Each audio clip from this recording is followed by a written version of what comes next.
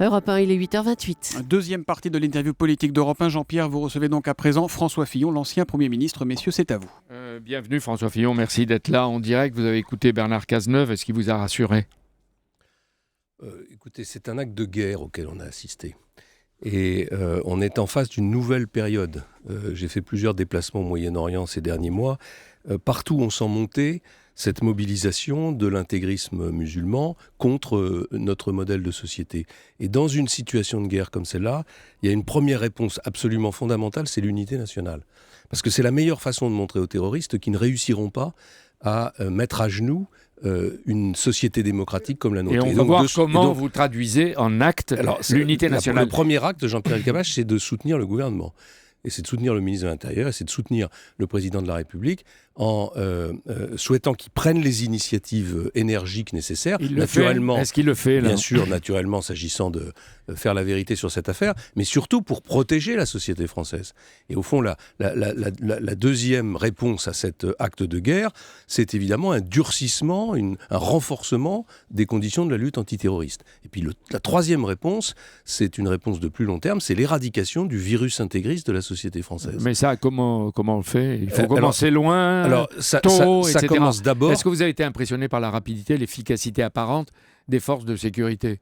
Alors que le crime odieux contre les policiers et les journalistes a eu lieu à moins de 24 heures. Il n'y a absolument pas le moindre commentaire à faire sur le rôle des forces de sécurité. Ils travaillent dans des conditions difficiles et avec beaucoup d'efficacité. La guerre dont vous parlez, elle est faite contre la France ou contre l'Europe et la France ? Elle est faite contre notre modèle de société démocratique.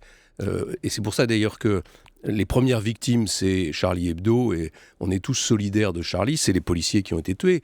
Mais il ne faut pas que les Français pensent que c'est parce que Charlie Hebdo publiait des caricatures qui choquaient les intégristes musulmans que c'est la seule cible des terroristes. Demain matin, n'importe quel symbole de cette société démocratique peut être une cible. Donc vous dites que la menace peut durer, que le danger, c'est que d'autres actes terroristes... Je ne dis pas que la menace peut durer, je dis qu'elle va durer. Elle va durer parce qu'il y a des forces considérables qui se sont organisées depuis des années et des années, qui montent en puissance avec des moyens financiers, qui sont maintenant soutenus par des groupes qui ont quasiment des territoires sous leur coupe. Et donc on est en face d'une situation extrêmement dangereuse qui appelle une mobilisation exceptionnelle. Ancien Premier ministre, vous avez une expérience et vous avez été aussi spécialiste des questions de défense. Est-ce que vous voyez la marque d'Al-Qaïda ou de Daesh ? Moi, je ne veux pas faire sans avoir les éléments, puis je ne suis pas au cœur de l'enquête. Mais en tout cas, ce qui est sûr, c'est que ce n'est pas un acte isolé. Ce sont je ne sais pas quels sont ces personnages, quelle est leur psychologie, mais ils sont manipulés. Ils ont agi sur ordre. Ce sont les armes se sont mis en mouvement. De groupes organisés qui nous annoncent d'ailleurs depuis des mois et des mois des attentats sur le sol français, qui se conduisent en Irak, en Syrie, au Yémen, au Mali, dans toute une partie en Libye, avec une barbarie et une sauvagerie inouïes.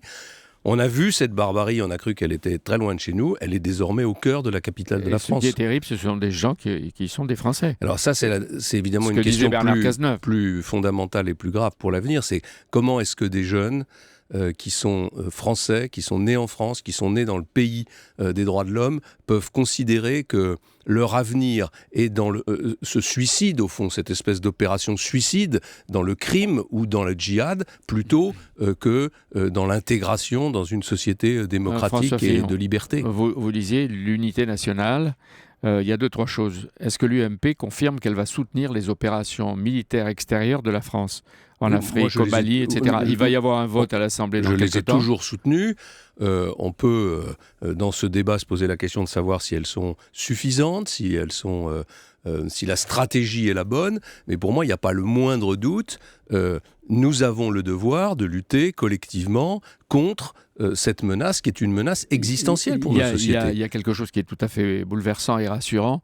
C'est la spontanéité avec laquelle le peuple de France s'est levé hier et le plus grand parti rassemblé c'est le Parti de France. Il va y avoir une manifestation, une marche silencieuse républicaine samedi. Est-ce que vous y participerez ? Bien sûr que j'y participerai. C'est la place de tous les responsables publics de notre pays et je souhaite qu'il n'y ait aucune voix discordante. Je pense que ça, c'est vraiment absolument fondamental. Bien sûr, c'est un symbole, mais ce que veulent les terroristes, c'est nous mettre à genoux, c'est nous abattre, c'est nous faire taire, c'est nous diviser. C'est importer chez nous le climat de guerre civile qui crée partout où ils sont implantés. Et donc la meilleure réponse, c'est l'unité totale de la nation française. Nicolas Sarkozy, Alain Juppé iront aussi ? Je pense, Nicolas Sarkozy l'a dit, je crois, au Premier ministre. Alain Juppé est parfaitement dans cet état d'esprit. On sera tous aux côtés du peuple français, à la fois pour manifester notre unité, et puis surtout pour montrer notre détermination à lutter sans concession contre cet intégrisme. La démocratie est peut-être en danger, mais comme l'a dit tout à l'heure Bernard Cazeneuve, il ne faut pas avoir peur. Je ne crois pas honnêtement que la démocratie soit en danger. Je crois que la démocratie est beaucoup plus forte que ces mouvements. Simplement, vous savez, on a déjà connu dans notre histoire des guerres de ce type contre des mouvements fascisants, contre des idéologies totalitaires. La démocratie triomphera. Et simplement, il faut être conscient, il faut être lucide sur les dangers que nous devons affronter. Et vous demandez à tous de se mobiliser, y compris aux intellectuels qui n'écrivent pas seulement des livres comme ceux qu'on a lus, La liberté est totale, mais qu'ils se mobilisent aussi dans ce combat dont vous parlez. Les religions. Il faut que les religieux, et en particulier les responsables musulmans, se mobilisent pour éradiquer l'intégrisme qui est en train d'instrumentaliser la religion musulmane. Merci François Fillon d'être venu en direct sur Europe.